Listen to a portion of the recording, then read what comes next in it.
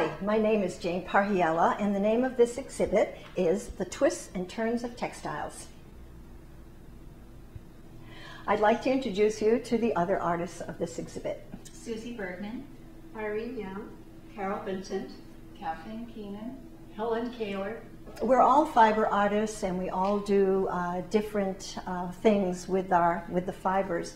And I've always been interested in hats, and I started knitting and machine felting these hats. My mother made me wear hats as a child, and I think that's why I have this thing about hats. So I love the hats of the Roaring 20s and in the 30s and 40s era, so a lot of my hats are in that style. For a long time I have been working with fibers and cloth and knitting and crocheting, and I discovered the knitting felting technique and started creating hats with the flair of the Roaring 20s. And with the hats, I've also started doing a little more embroidery and a little more detailed work on the hats, which I thought was kind of fun. And I never know how these are going to turn out. So this was supposed to be flat down here, but when I bent it up, I kind of like that fashion. So they're always a surprise. I've also started doing saori weaving. And this was one of my first pieces, and my neighbor gave me, I don't know how many skeins of this roving type yarn. And I didn't know what to do with it, and this came out to be this long, long piece. And it looked a little boring to me, so I decided that I needed to enliven it. So I did enliven it with a frame, and then bending it around and crocheting these little knobs here. So to me, it came out looking like a cobra. So that is the name of this piece right here. Because I was new at the saori weaving, I decided to be experimental. And I wanted to use bright colors, and then I wanted to make rectangles. And I thought I'd make these wonderful rectangles, but they didn't always turn out to be rectangles. They kind of slanted.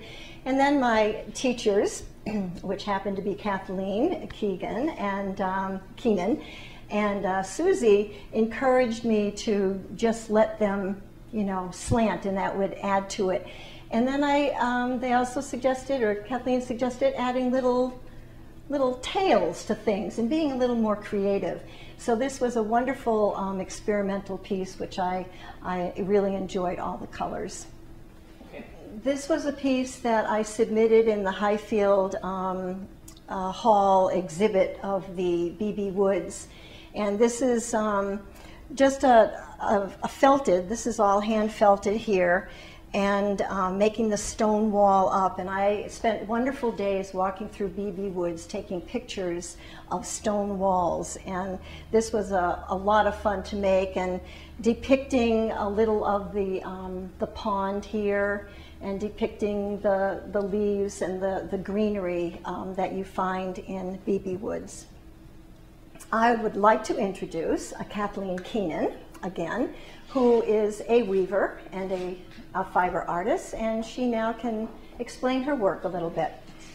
I have brought 3 woven pieces in today. I consider myself an experimental weaver, meaning I don't have a real plan. I have an idea, and I have something that I want to explore.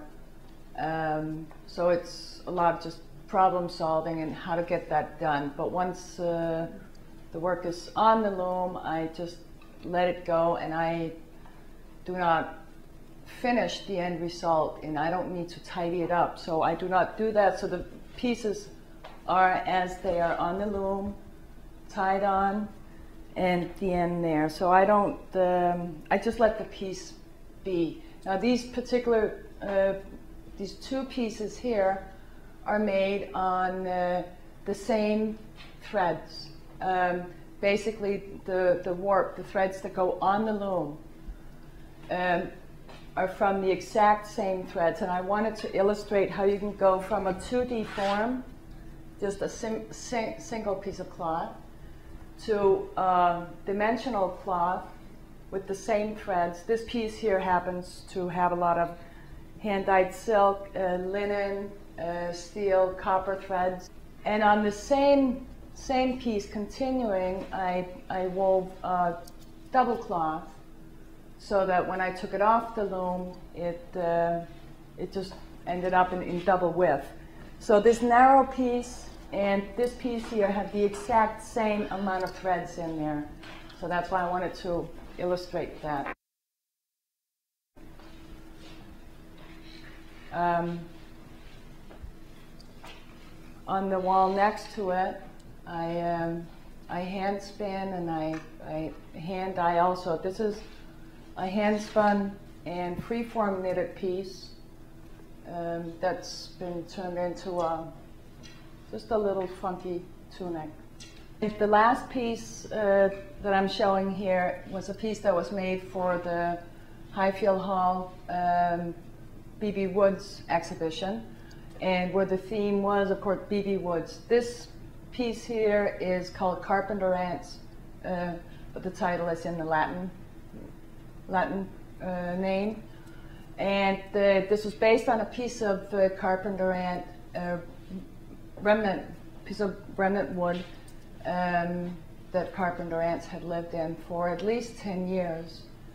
And so this are the lines that carpenter ants travel, because they travel in lines and through tunnels, and this is where they live, where they carved out their home.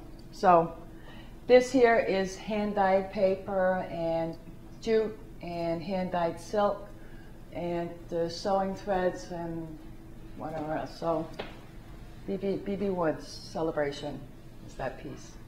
My name is Helen Koehler, and I have examples of two different forms of work in this show.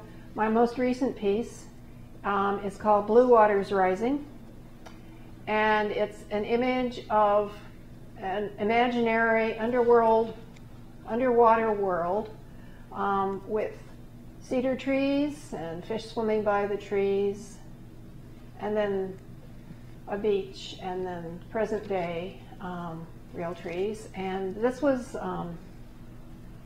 inspired by the fact that at South Cape Beach recently some cedar stumps were uncovered by a storm, and they proved to be very old stumps that are now covered by water and sand, but at one time were up on dry land.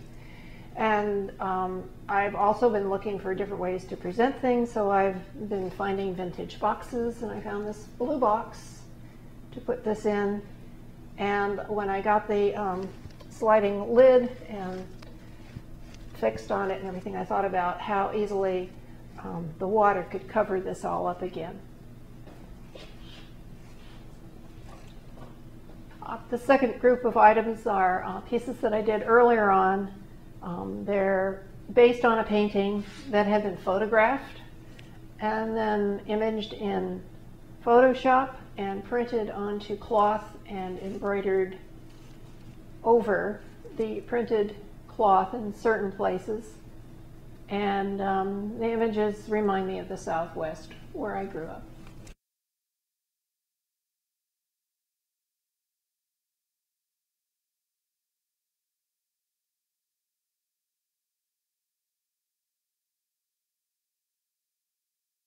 My name is Carol Vincent, and for as long as I can remember, I love things that were iridescent.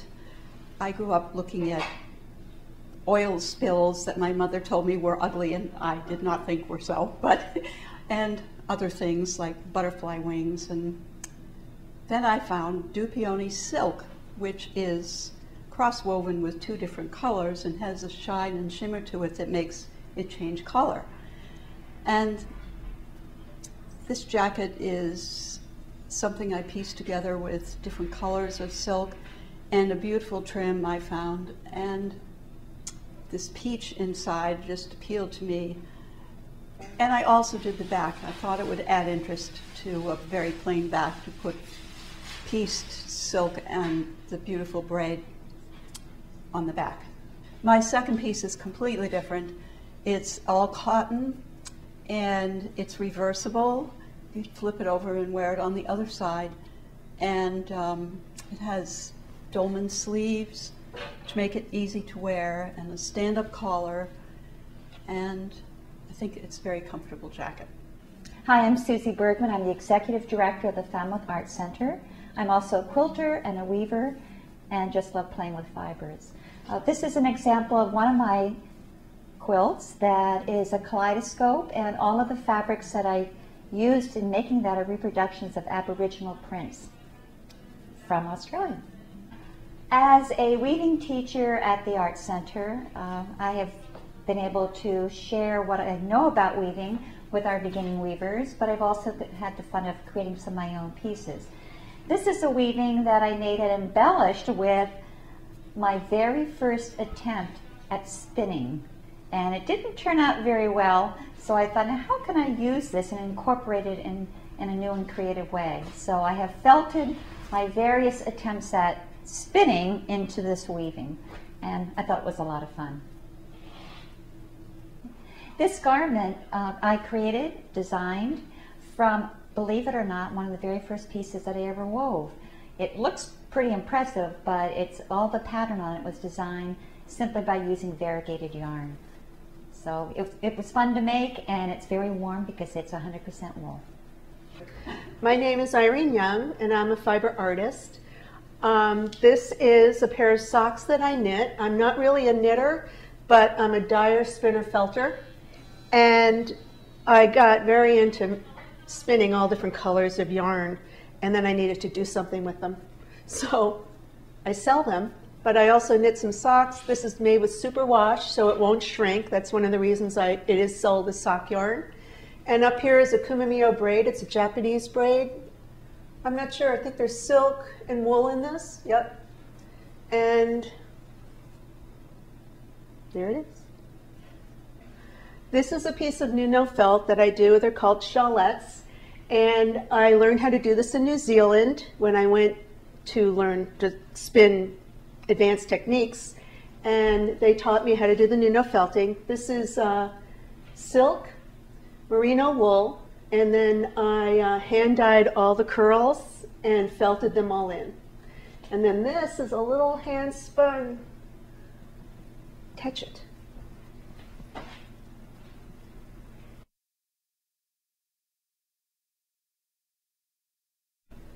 These are two of my pieces.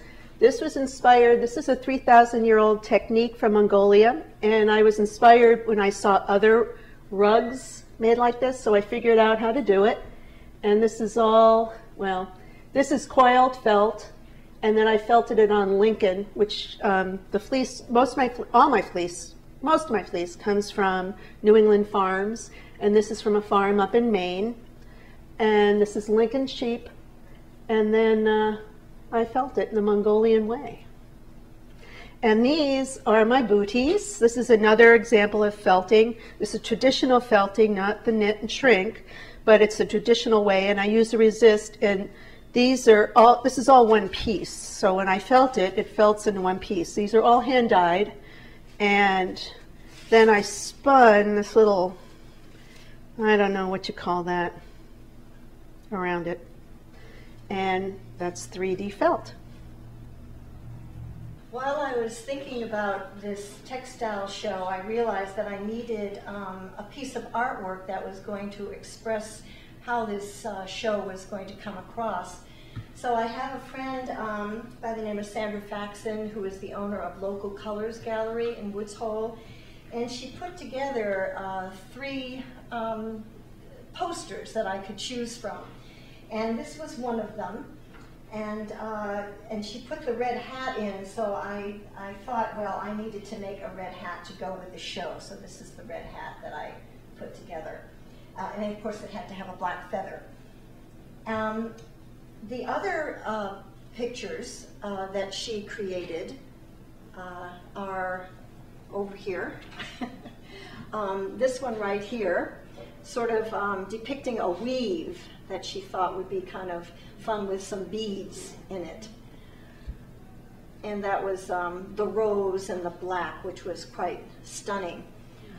The other choice was going to be done in purple and black.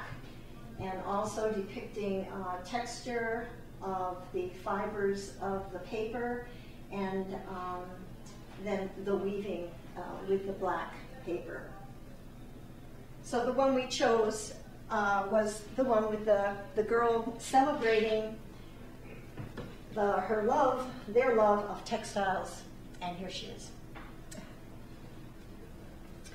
Let's see, I was in the Highfield Hall, the celebration of B.B. Woods, and after that I thought it would be really fun to get another textile exhibit together. And I heard about the Mazer Art Gallery, and it turned out that I knew Marcia.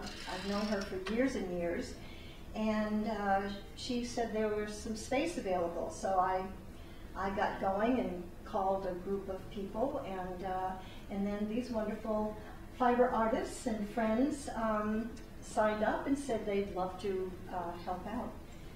So, and all of us have known each other for a number of years in different aspects, and except for Kathleen, who is new to the community. It seems like, well, Irene can go back to the Potomac Art Center, the Mary French Dance Studios, when you got everybody together. We had very briefly a group meeting at the Art Center. The people at the Falmouth Art Center were interested in getting different media represented in the galleries, like sculpture and fiber art. And so there's a fiber art show there at one point. And then shortly thereafter, they started up a weaving program, which is how Kathleen became involved. And it's true, I've known everybody for a long time. I've known probably Carol a very long time. We used to meet here for the Arts Council, right in this room. And so it seems like every 6 months to a year or so, we want to have a show, and so we figure out some way to do it. I love fiber. I love dyeing it. I love blending with it. I'm so envious of Helen, who can do the needlepoint, and Carol, who can sit and sew. And I'm not like that. I need to take globs of a little of everything and kind of create kinesthetically. And I love the 3D of it too, the texture and the different depth of what I do in felting. So that's why I've chosen felting. I never know what's going to happen, and it fills me. I just love getting my hands in it all. I'm very happy to be part of this group. I met Helen, as she said, when I was asked to be on the Arts Council, and we've been friends and co-artists for years. And I can't remember how I met Jay, but we've been friends for a long time. Through some show. Through some show that we did. And I haven't been painting fabrics for a while, but I do that. And this is a chance for me to show my work here, and it's exciting. And I just feel as if I have a very nice community with all artists here in Falmouth. I could say that for new people, and that goes for me, I'm very, very much brand new to the community, and I've been in Falmouth now a year and a half, or close to 2 years. Joined the Falmouth Art Center in the summer taking painting classes, and discovered 2 empty looms down there, and that's how the weaving program got revived, because I'm a weaver, and Suzy was willing to put together a program. And so with the private donations and the lending of tools, we started up the Japanese weaving program last January. And I have met the most amazing people, most wonderful people. I've gotten community and friends via the Falmouth Art Center, and my life is very different from the day I moved here. So I highly recommend any new person sitting out there and you haven't met anyone yet, come join us. I'd like to add, if anybody out there is interested in fiber, every state has a woolen sheep festival, like Massachusetts, Vermont, Rhinebeck, New York, and these things are huge. And fiber people from all over New England go to these things. There are people knitting, there are people weaving, there's people felting, there's this type of wool and that type of wool, and rabbit and angora, and people spinning. And it's so inspirational. And they even have little tiny workshops where you can pick and choose things that you might be interested in, and then you can buy fiber to bring it home and experiment and go further. Well, I love going to the Sheep and Wool Festival in Rhinebeck. That is like paradise. It's paradise. But also, But they're 2 or 3 times a year each state, so there's always, every month there's one somewhere in New England. They're fun. But they're fun because you can explore all the different There are avenues sheep of here, of textiles. course. There are farms that you can get the sheep from the.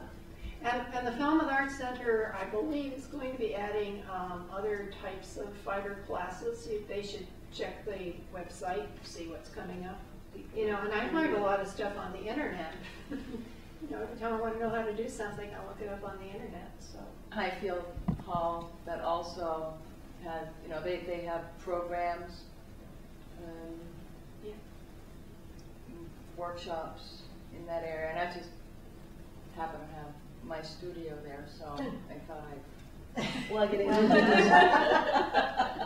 I think for most artists that you get a piece and you look at it for a long time and you really don't know where you're going with it, and then all of a sudden it starts taking a life, and so that you can create and you can explore. And I think that's what most of us do. I don't think there's ever a set plan. And if there is a plan, it never works out. So that, and someone was, Mihoko, and a woman that has a Saori business workshop in Worcester, she was just saying that there are no mistakes. And you just create what is pleasing to your eye. And so that you will put the curves in, and you will add fibers, and you will, you know, as long as you're happy with it, you know, when it makes you smile, you're done. I love figuring things out that I don't know how to do, and I really don't like to follow directions very well, because I'm always have some own idea that I want to express. So I think half the fun for me is figuring out how am I going to get this done. So figuring it out on my own is a big fun part of it. I bet that's true of you too. No. In my modality, I've been spinning for 30 years, and there are like 50 types of sheep, and they all spin differently, they all dye differently, they felt differently, and depending on what I'm making is very dependent on the sheep or the wool or the alpaca or whatever I'm using, and knowing how they're going to felt, if they'll felt, how they'll felt. And I've taken tons of classes to learn a lot of what I've learned. And now, as I've learned the basics of felting, and I've heard people trying to felt and things fall apart. Things aren't happening. It's because of a knowledge that is really, I think, underneath felting, learning about wool. But felting's different than weaving, and there's a lot to know. And once you know it, or once I knew it, then I could branch out to do other things that I wanted to do that were creative. But the basics were really important. And I think for felting, they are important. There's a lot to know. Well, this has been very nice, and we hope you'll join us and visit the show. Please come to the show. Please come to the show!